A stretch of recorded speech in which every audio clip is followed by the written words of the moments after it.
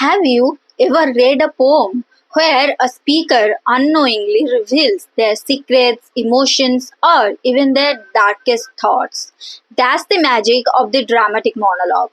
So, in this video, we'll explore what it is and how it works, and some of the famous examples that bring this form to life.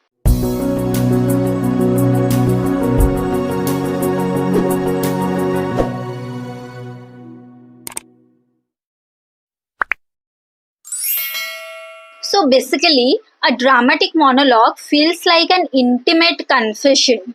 The speaker talks to someone, but only their voice is heard. So, through their words, we understand their emotions, what they are feeling, their intention, what they are thinking, and sometimes their flaws, what negativity, what cons they have. Now, you must have heard about soliloquy. So, let's have a side by side comparison of what is soliloquy, what is dramatic monologue, and how they are different from each other. So, unlike a soliloquy where a character speaks their private thoughts, a dramatic monologue is particularly addressed to someone, making it feel more like a conversation but from one side. As we know what is dramatic monologue and some of its key features, let's now understand about some of the examples. And when we'll read these particular works that I'm mentioning under the category of dramatic monologue, and then only you are going to understand how it works. So I'm just going to give a glimpse of this. Okay, first, if we talk about the first example, My Last Duchess by Robert Browning. So here, this is an example of a dramatic monologue. Here we can see that the Duke of Ferrar shows a portrait of his deceased wife to a visitor. At first, he seems like he is grieving. He's a grieving husband, means he is mourning over the death of his wife. But soon we see that his possessiveness and jealousy is revealed. And he also hints that he may have ordered her death because she was too friendly with others. And I would like to mention some of the key lines like, I gave commands, then all smiles stopped together. This chilling line suggests that he had, most probably, there is a chance that he had her killed. Now, there is also another example, that is Porphyria's Lover by Robert Browning. So, here in this poem, we can see that a man is describing his beloved Porphyria entering the room on a stormy night. As she confesses her love to him, he wants to preserve the moment for forever. And he suddenly strangles her with her own hair and sits beside her lifeless body, convinced that she is happy in whatever state ever she is happy because she is with me. So, one of the key lines I'd like to mention, and thus we sit together now, and all night long we have nursed.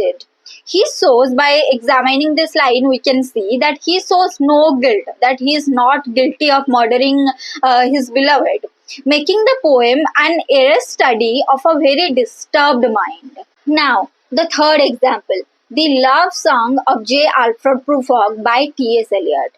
So, it's a modern dramatic monologue where the speaker, Prufrock, is plagued by self-doubt and insecurity.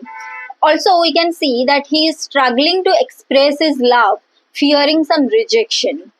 But unlike Browning speakers, Prufrock here is, we can see that Prufrock here is not a murderer.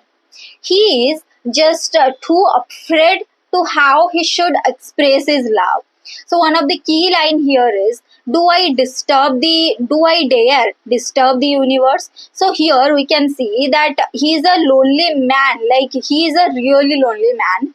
So unlike Browning's characters, Eliot's speaker is not a villain, but a man who is paralyzed by overthinking, a constant overthinking, a struggle many of us can relate to. That's why it is named as the modern dramatic monologue. Now, as we learned about what dramatic monologue is and some of the famous examples of dramatic monologue, let's now talk why dramatic monologue is important. And if you're a writer, if you're a researcher, and if you want to write something in future, how can you incorporate this into your work?